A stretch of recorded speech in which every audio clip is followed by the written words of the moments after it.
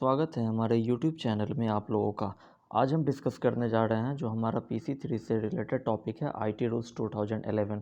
ये राही सर के द्वारा जो प्रोवाइड किया गया है MCQ जो कि IT रूल्स 2011 से रिलेटेड है। तो आइए उस MCQ को एक एक करके डिस्कस करते हैं। तो शुरू करते हैं आज का हम अपना सेशन पहले क्वेश्चन से।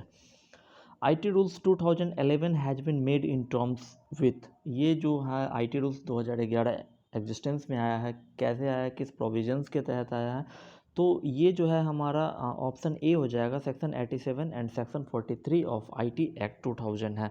सेक्शन 87 के sub section 2 and under that provision OB जो है उसके तहत इसका मतलब कि एक तरह से इसको बनाया गया IT रूल्स 2011 को।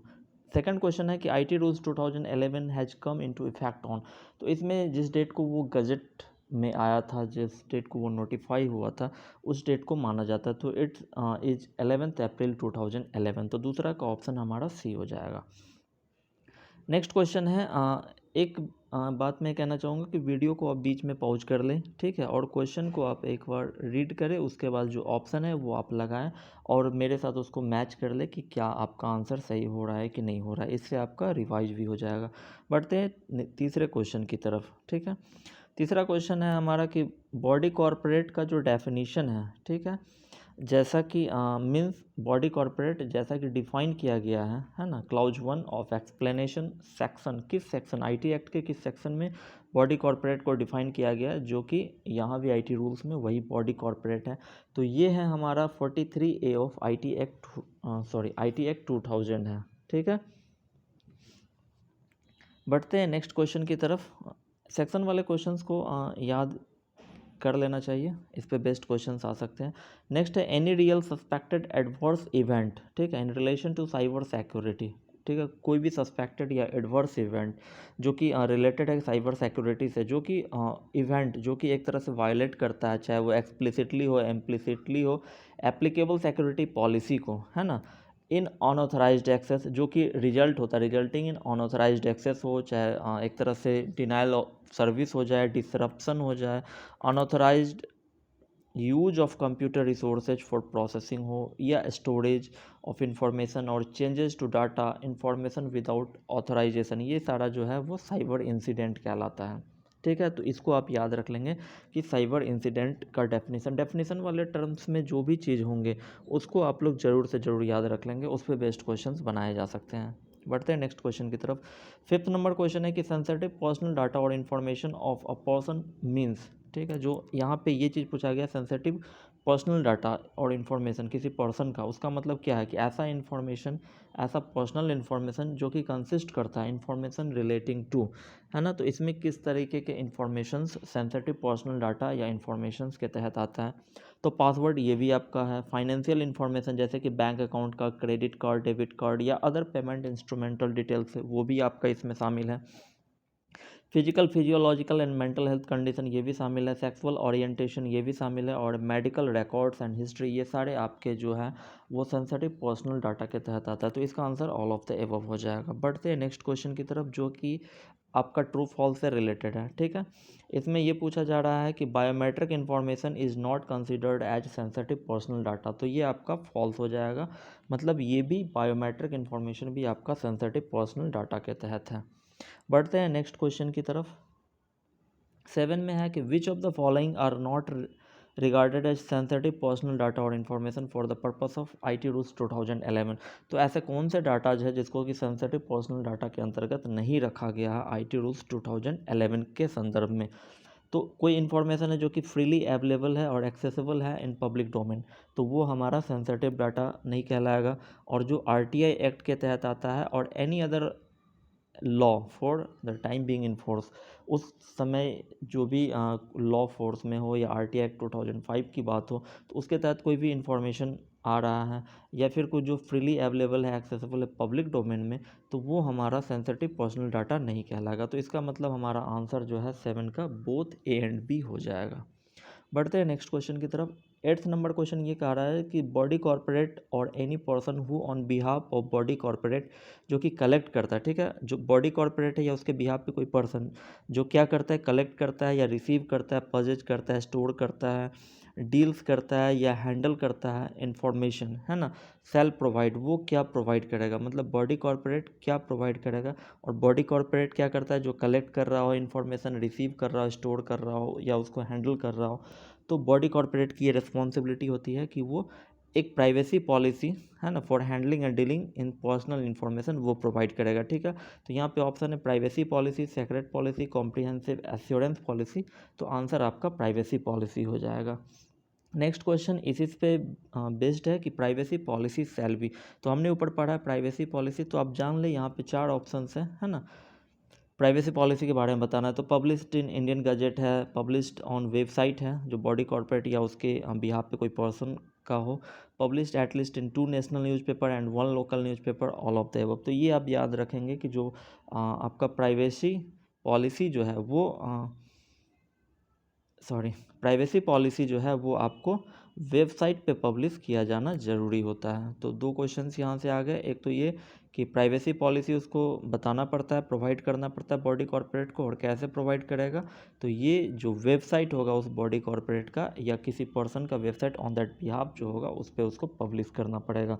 बढ़ते हैं नेक्स्ट क्वेश्चन जो हमारा क्वेश्चन नंबर 10 है। 10 नंबर क्वेश्चन में यह है कि privacy policy should include, privacy policy में क्या क्या चीज़ होता है। तो एक clearly and easily accessible statement होगा of its practice and policy.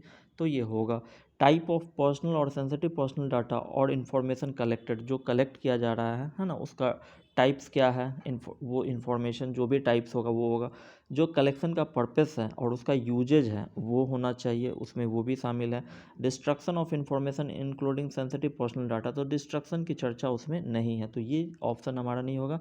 और reasonable security practices and procedures ये भी होगा। तो यहाँ पे हमारा ऑप्शन जो हो जाएगा 1, 2, 3 एंड 5, तो ऑप्शन सी इज करेक्ट। ठीक है, क्वेश्चन नंबर 10 का ऑप्शन हो जाएगा जो आंसर होगा वो सी हो जाएगा। बढ़ते हैं नेक्स्ट जो हमारा 11th नंबर क्वेश्चन है, ये कह रहा है कि which rule of IT rule 2011 deals with sensitive personal data. तो सेंसिटिव पर्सनल डाटा जो आपका रूल 3 है वो उसमें डील होता है, तो आप इसको याद रखेंगे रूल 3 क्या है। यहाँ पे आप एक चीज़ और याद रख लेंगे, जो 1, 2, 3, 4, 7, 8 जो भी है उसमें किस किस में क्या क्या चीज़ का जिक्र है वो आप ध्यान में रख लेंगे। कि 3 में जैसे कि आपका सेंसिटिव पर्सनल इन्फॉर्मेशन से रिलेटेड है, इसी तरह 4 में शायद बॉडी कॉर्पोरेट है, 5 है, 6 है जिसमें आपका एक डिस्क्लोजर से भी रिलेटेड है। तो इस तरीके से आप देख लेंगे कहाँ पर क्या क्या चीज़ है, तो वो वाला पोर्शन आप एक बार याद कर लेंगे। क्वेश्चन नंबर 12 पे है पर्सनल इन्फॉर्मेशन मतलब एनी इन्फॉर्मेशन विच, ठीक है, personal information means any information जो कि आइदर डायरेक्टली और indirectly in combination with other information, ठीक है, जो कि अवेलेबल है या likely to be available with body corporate is capable of identifying such person that relates to. तो जो इन्फॉर्मेशन है वो किससे रिलेटेड होगा, तो natural, juridical, artificial, all of them. तो यहाँ पे जो पर्सन है वो नेचुरल पर्सन से रिलेटेड इन्फॉर्मेशन होंगे, तो इसका ऑप्शन आपका ए हो जाएगा। पढ़ते हैं नेक्स्ट क्वेश्चन की तरफ जो हमारा क्वेश्चन नंबर 13 है। 13 में ये कहता है कि body corporate any person on its behalf shall obtain consent, ठीक है, उसको कंसेंट लेना पड़ेगा किससे, from the provider of the sensitive personal data और information regarding purpose of usage, है ना, उसको कंसेंट लेना पड़ेगा किस चीज़ के लिए, regarding purpose of usage before collection of such information. Information collect करने से पहले उस प्रोवाइडर जो इन्फॉर्मेशन प्रोवाइड कर रहा है उसका कंसेंट लेना पड़ेगा किसको, बॉडी कॉर्पोरेट को। तो कैसे लेना पड़ेगा, तो यहाँ पे ओरली है, इन राइटिंग है, तो आपको इन राइटिंग में लेना पड़ेगा। ठीक है, आप राइटिंग में लेटर के थ्रू दे सकते हैं, फैक्स के थ्रू दे सकते हैं, ईमेल के थ्रू दे सकते हैं। तो एज पर द ऑप्शन जो ऑप्शन सी है वो हमारा करेक्ट है।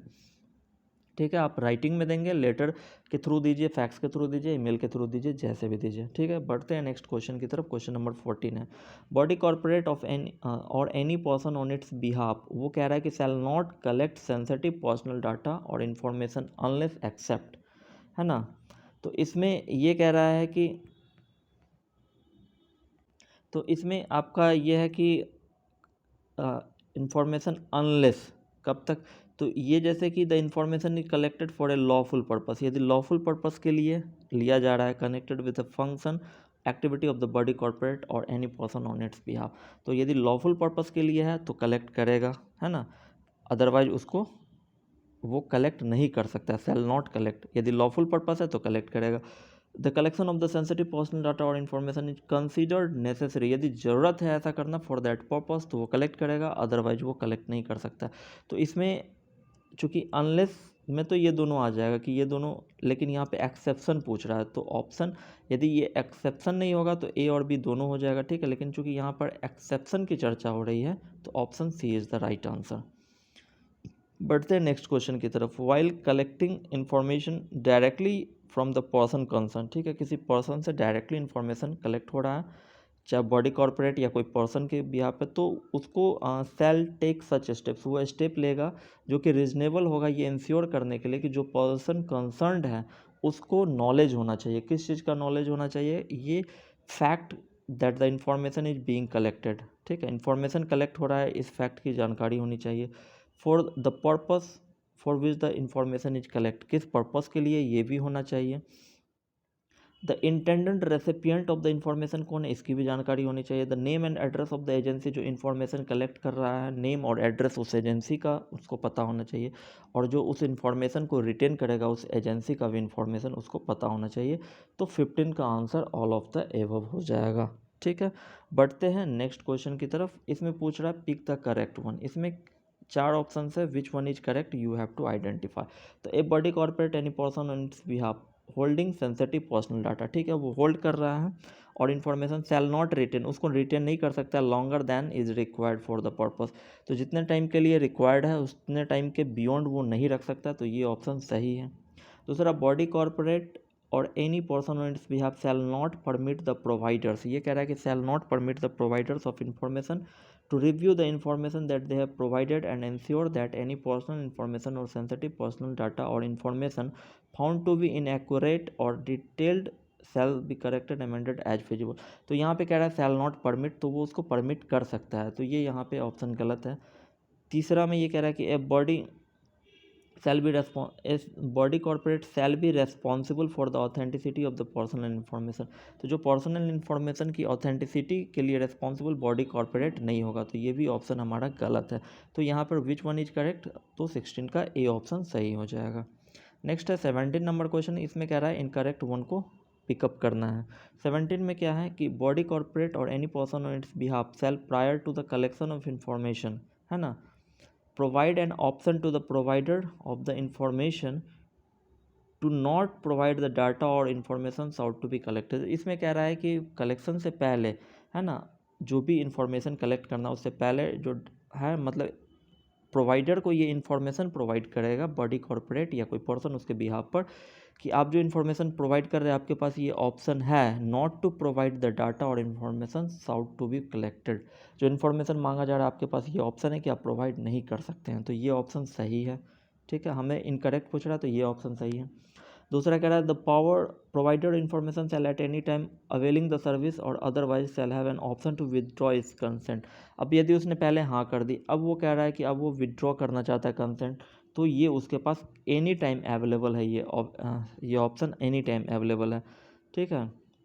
Such withdrawal of the consent shall be in writing to the body corporate, तो ये ऑप्शन भी सही है कि बाद में भी आप विदड्रॉ कर सकते हैं अपने कंसेंट को by writing to the body corporate. Option C है in the case of provider inform not providing, ठीक है, या तो वो प्रोवाइड नहीं कर रहा है या पहले प्रोवाइड कर दिया और विदड्रॉ कर रहा है हिज कंसेंट, तो body corporate shall have option. अब इस केस में बॉडी कॉर्पोरेट को ये ऑप्शन होगा कि वो नॉट टू प्रोवाइड गुड्स और सर्विसेज। अब बॉडी कॉर्पोरेट जो है वो गुड्स नहीं प्रोवाइड करेगा, सर्विस नहीं प्रोवाइड करेगा, ठीक है, जिसके लिए कि सेड इन्फॉर्मेशन साउट था। तो यहाँ पे सारे के सारे ऑप्शन सही हैं, तो option none of the given is the right answer in this case. Okay, question number 18 पे आते हैं जो कि हमारा ट्रू और फॉल्स से रिलेटेड है। Body corporate shall address any discrepancy, body corporate कोई भी डिस्क्रिपेंसी होगा या कोई भी ग्रीवांस होगा तो उसको एड्रेस करेगा, किसको, जो प्रोवाइडर इन्फॉर्मेशन प्रोवाइड करने वाला है ना, with respect to processing of information in the time bound manner. तो ये हमारा ट्रू है, 18 का ए हो जाएगा हमारा। क्वेश्चन नंबर 19 पे आते हैं हम लोग। 19 ये है कि the body corporate shall designate, body corporate क्या करेगा, एक ग्रीवांस ऑफिसर को डेजिग्नेट करेगा वो रिड्रेस करने के लिए जो भी grievances of the provider of information और उस and publish on its website, ठीक है। तो बॉडी कॉर्पोरेट एक ग्रीवांस ऑफिसर को अपॉइंट करेगा किस चीज़ के लिए, जो ग्रीवांसेज है प्रोवाइडर ऑफ इंफॉर्मेशन के जो ग्रीवांसेज है उसको रिड्रेस करने के लिए, और वो एक अपने वेबसाइट पर पब्लिश करेगा। क्या चीज़ पब्लिश करेगा, तो name of the grievance officer ये भी सही है, contact detail of the grievance officer ये भी सही है, name and contact detail of the grievance officer ये भी सही है, और name and post of the contact detail, तो यहाँ पे पोस्ट की ज़रूरत नहीं है, name name and contact details is sufficient. तो option C, in this case option C is correct answer out of 4। Okay, तो 19 का सी हमारा करेक्ट हो जाएगा। क्वेश्चन नंबर 20 पे आते हैं हम। 20 हमारा ये कहता है कि the grievance officer shall redress the grievances और प्रोवाइडर ऑफ इंफॉर्मेशन एक्सपीडिशियसली। अब उसके पास ये ग्रीवांस ऑफिसर उसको रिड्रेस करेगा, जो भी ग्रीवांसेज है, ठीक है, उसको रिड्रेस कब करेगा? तो ये कह रहा है कि 1 month, within 1 month expeditiously करेगा, but within 1 month from the date of the recipient of the grievance. तो ये हमारा क्वेश्चन नंबर 20 था। तो आज का वीडियो जो हमारा फर्स्ट पार्ट है उसको हम 20 तक ही कवर करते हैं, ठीक है। नेक्स्ट पार्ट जो इसका सेकंड होगा उसमें हम 20 के बाद 21 से लेकर के रेस्ट पार्ट के जो भी क्वेश्चन है उसको कवर करेंगे।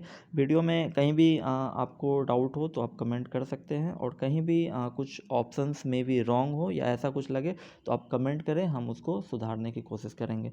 तो वीडियो आपने देखा, आपको अच्छा लगे तो please do like, subscribe and share. तब तक के लिए जय हिंद।